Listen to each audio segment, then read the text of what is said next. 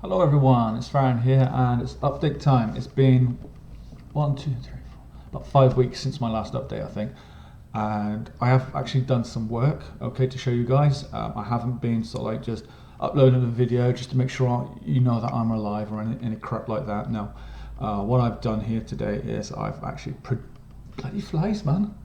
I've produced some models, complete models. Yes, I've completed 2. Yes, I'm looking at the display table. 2, haha, yeah. And I'm really proud of myself because I didn't think I'd be able to do it. I thought I'd just lose interest in them, like I do with most of my model kits. But first up, I want to show you my Spitfire by Hobby Boss. It's a tropical version, Mark 5B, and here she blows. Okay, I'm just going to take the camera off of the base there. And you're just going to have to make do with my rickety, shaky hands, okay? But there she is, nicely weathered up as well. I used Tamiya and Vallejo colours. On here, this is Tamiya XF52, which is your dark earth. And then this is the 882 middle stone from Vallejo model colour. I think it's 882 the number. Don't quote me on that, I'm not 100% certain. The decals are aftermarket decals because the ones that came with the kit just crumbled.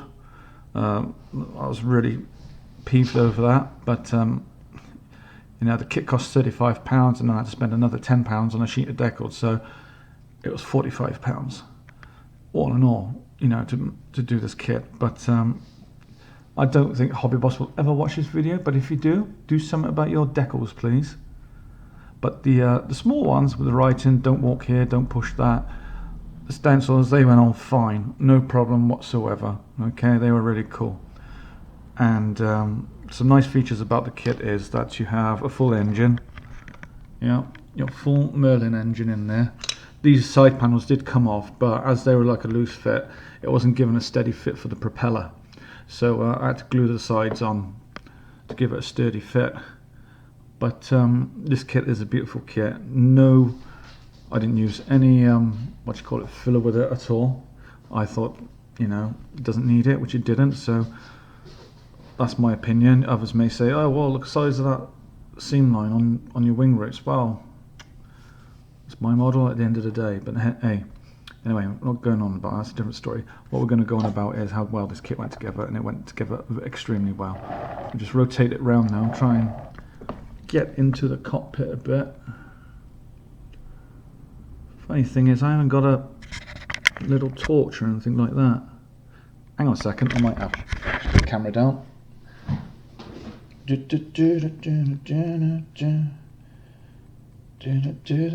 Got one, a flashlight on my torch on my phone.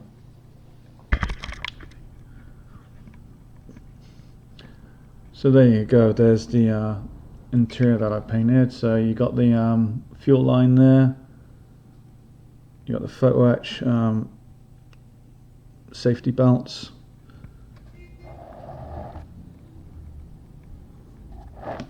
I'm going to try and get into the what you call now, my phone's playing up now. Okay, come on, here we go, let's try and get in there.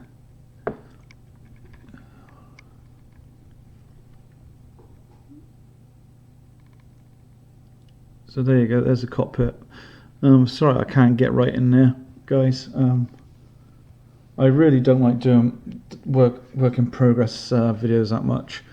I should really, but hey. Anyway, that is my Spitfire. I hope you like it. I'm not sure if I'm going to do final reveal videos. I just like showing them off as they are. For one, this is the first time in weeks I've had time actually to do an actual video. Because just things, you know. But anyway, let's crack on. Let's just put the camera back up again. Alright, let's just situate you over there. Put you up. Is that right? Okay. Oh no, you're not meant to see that. Not yet. Okay, over here is my BMPT Terminator with a Minesweeper. It's made by Meng. It's a very nice kit. Thoroughly enjoyed building this. It went together without any problems at all. The side skirts I thought would be a problem, but in fact these just clicked in lovely for me. Mark from Armour Empire said he had problems with his because he said it took him a few attempts to get them on. They are fiddly, but once they click in, job done. I favoured the Splinter camo for the desert, and it's a really nice kit. It went together, like I said, went together really well. The photo etch is good, it goes down really well. No fit issues with the photo etch, it bends beautiful, no need to heat it up to get an easy bend. All the glass work in here has all been tinted with Tamiya blue clear paint, so you know, it all went down a tree. It was lovely. And then these all move up and down because they've got poly caps inside. That's pretty much it, but I mean, it's a lovely little kit. It took me hours and hours to do this Splinter camo. At my pace, about a week. I'd say I'd done all this camouflage. I used Vallejo, Vallejo Sand 71075, which is that one there, and 71027 brown, light brown, that one. And XF, was it number 9 I used? Yeah, whole red for the odd dark parts.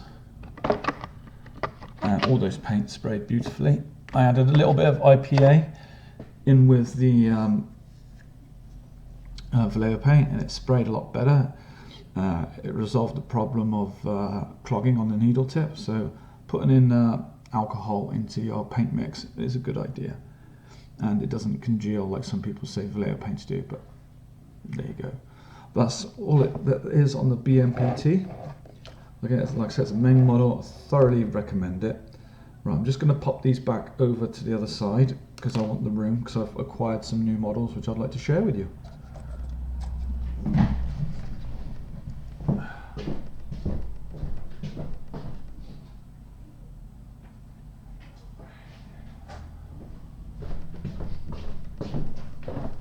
Okay, I'm back.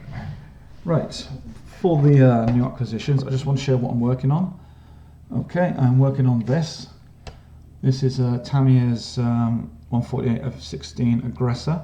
This is the F-16 that they use at Top Gun Miramar for fighter pilot training. And this is the main adversary Aggressor. You have 3 other versions you can do. But the 2 others that are real eye catchers is the two-tone blue, which is to represent a flanker, and then also you have the tritonal I think it's 2 browns and a green, which is represents the flogger. So this kit went together beautiful, and again, no putty on there at all. Just got to put the white on the underside here. I've been using the Tamiya micro thin tape to do all the camo, and it's working out really nice. I've got a few places, and a broken tail wing, and a few places to touch up where I've done a bit of overspray with the white last night. I was up until about 2 AM painting this, and made a few boo-boos, but it's something I can repair no problem. So that's it really on that. So I'm just going to put that back over here out of the way. Now I bought this Meng kit, the new M1 Abrams Tusk 2, M1A2. There are plenty of inbox reviews of this kit, so I'm not going to bother doing an inbox review of this. Okay, but believe me, when I say this is actually jam-packed right up to the top, it is jam-packed right up to the top. Can't find anything wrong with the kit at all. I can't find any flash on the parts that I've looked at. Can't find any burring or marring, whatever that is. I know burring is your seam lines and everything, but they're very minimal and they can be taken care of easily. And marring, I just have no idea what marring is. What the hell is marring? I heard that fellow on ISM on his review say, oh, look at all that marring. Oh, what the bloody hell is marring? Anyway, that's my rant out of the way. So, yeah, 48 quid. Worth every penny. Like I say, you're just treated with tons of plastic in there, individual track links, really good, clear, concise instructions, and AK interactive paint guide. So for you guys out there who like AK interactive paints, this is good. And another one I got came through the post today is this Sukhoi Su-27 Flanker B. Okay, this is it says it's an advanced technology composite material series. Recessed panel lines and rivets, photo etch, super detailed parts. Then we got raised letter PVC tires. We've got Scale Master premium decals. It's not bad for reading that upside down. I had a quick look inside, and to my surprise, very nice indeed. And if we have a look on this here, both sections of the fuselage are molded as two separate pieces. Your wings are all molded together, so you're not going to have any seams for your wings, only on where your ailerons and flaperons are going to be. And then you have very clear instructions, little photograph of the finished front landing gear assembly, because this aircraft does have a very complex front landing gear. Stacks of ornament that come with the kit. Has a huge decal that runs down the port side of the fuselage, which is a shark, which I think is really cool. So you can only do one version with the decals that you get, so that's fair enough. We all know what instructions are anyway. And it's your clear parts. Okay, they're not too bad, not fantastic, but not too bad. I want to look at this, so I am going to open it. Okay.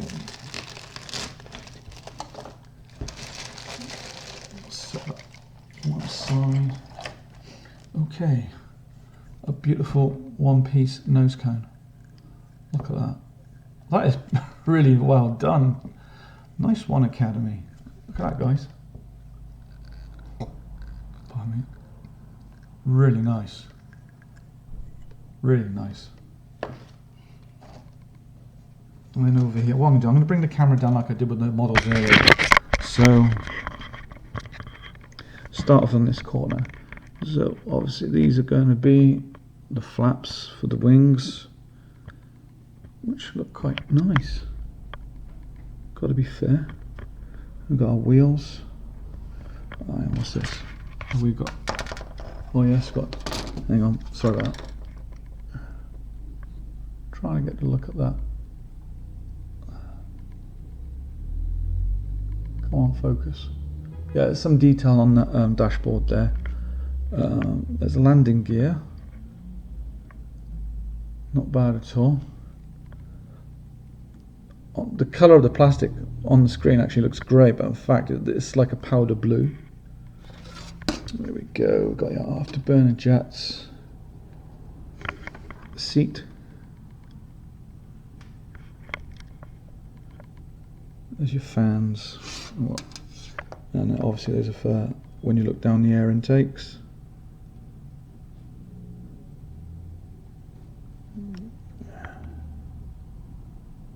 Looks like a bloody ejection pin mark in that detail there.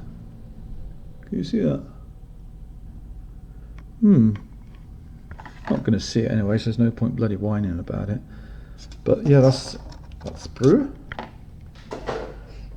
And then we've got the sprue with all the, I think, Russian bloody ordnance. Look, they look menacing. But nice details, even on the pylons. these are all the fins for the missiles. I think you can do a full loadout with this kit. I, for one, I do not like painting ordnance. It is a tedious number, but jets do look amazing when they are actually fully kitted out. And here's the rubber tyres, which look pretty good actually. You can, if I tilt it, can you see you got the raised like manufacturer print on there, factory numbers, etc. They're going to be nice. I like proper rubber tyres on a kit. Again, just putting the camera down.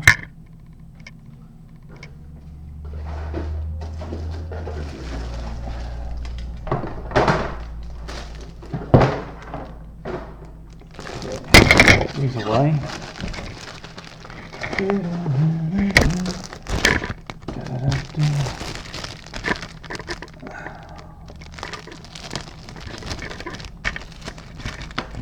I haven't seen no flash on it any parts yet.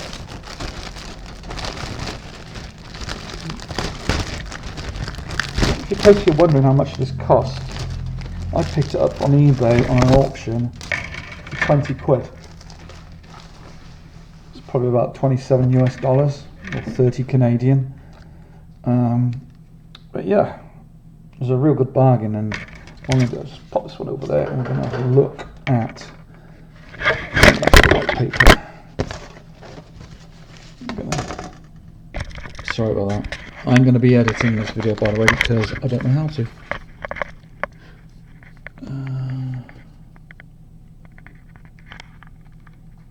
So yeah, there's not bad details there, but that's better. So yeah, you got some nice details on the cockpit tub there. And then we've got the tail fins. It's really nice rivet work, so that's really fine. That's really nice work, Academy. This is really cool. The sensors as well are very nicely detailed.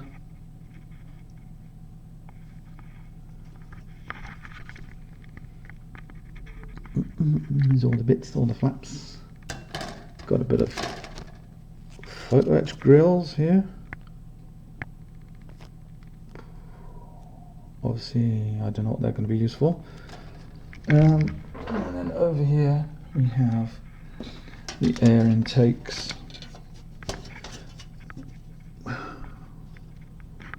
So some nice plastic here, nice details.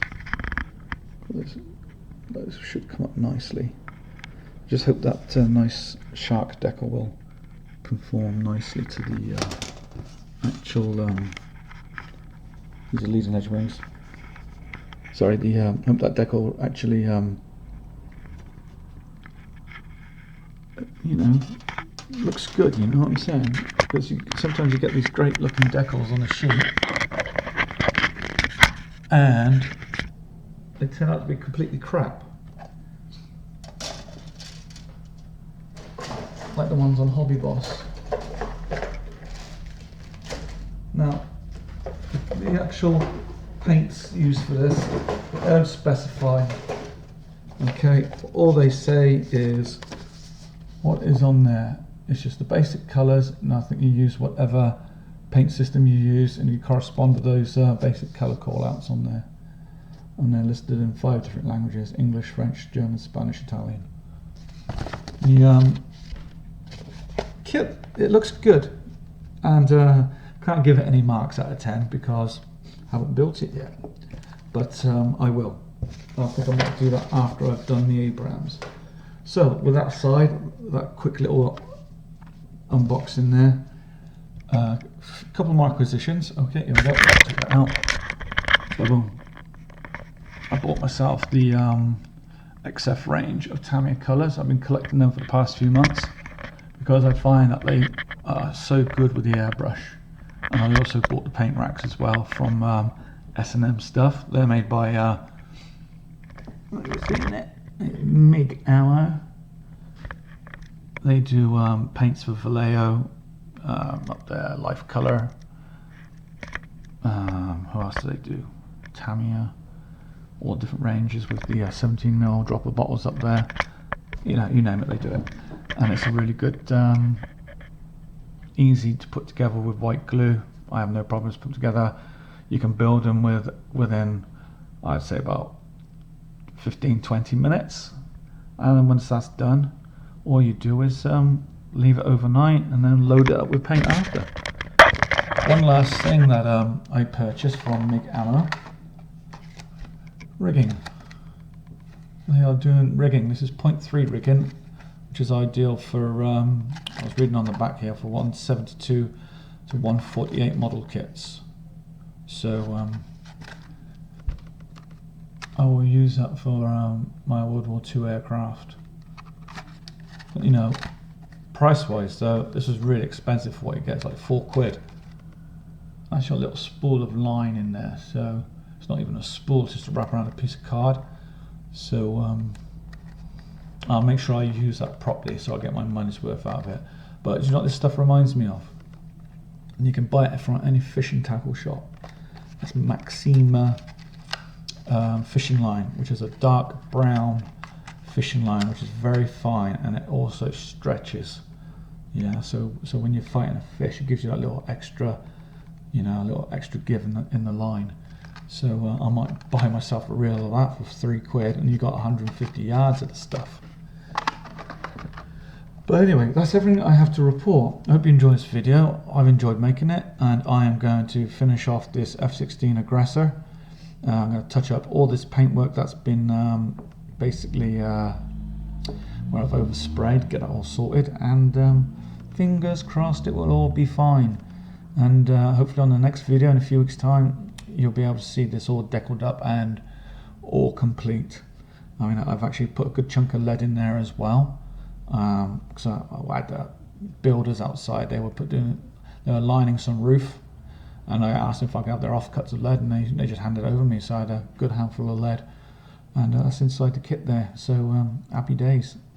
Anyway, that's me waffling on for too long. 20 minutes now.